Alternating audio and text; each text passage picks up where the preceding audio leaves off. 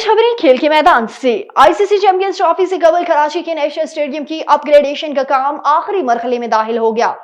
नई तामीर होने वाली फार एंड बिल्डिंग में प्लेयर्स एरिया का काम मुकम्मल हो गया, जबकि टॉप फ्लोर पर पार्टीशन और दीगर फ्लोर पर सफाई का काम जारी है। पीसीबी ने नेशनल स्टेडियम के दो इंक्लियर शाहिद अफरीदी और यूनुस खान के नाम से मंसूब करने का भी ऐलान कर दिया। फरवरी में शेड्यूल आईसीसी चैंपियंस ट्रॉफी और साफ अफ्रीकी सीरीज से कबल कराची के नेशनल स्टेडियम की अपग्रेडेशन का काम तेजी से अपनी तकमील की जानिब गामजन है।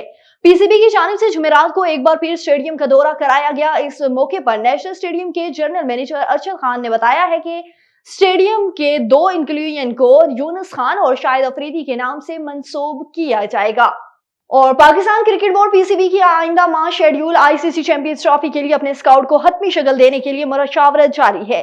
जराये के मुताबिक चैंपियंस ट्रॉफी से कबल कौमी टीम ने फरीकी सीरीज में हिस्सा लेना था और सूरत हाल में अगर साइम अयूब फिट हो जाते तो फिर साफ अफ्रीकी सीरीज के लिए खेली जाने वाली टीम ही चैंपियंस ट्रॉफी में भी खेलेगी।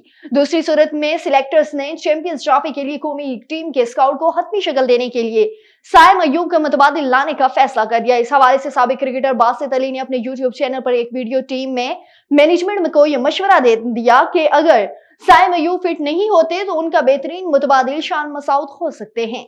आगे बढ़े, आपको बताएं कि साबिक भारतीय क्रिकेटर वरिंदर और उनकी अहलिया आरती अहलावत के दरमियान शादी के 20 साल वाले अलहदगी की खबरें गर्दिश करने लगी।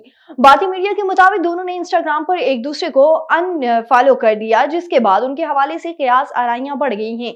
भारतीय मीडिया ने जराये का हवाला देते हुए कहा कि वरिंदर और आरती कई महीनों से अलहदा रह रहे हैं। उनके दरमियान अलहदगी होने का इम्कान भी जाहिर किया जा रहा है। वाज़ेह रहे कि वरिंदर और आरती अहलावत 2004 में शादी के बंधन में बंधे थे। उनके दो बेटे आर्यावीर और वेदांत हैं।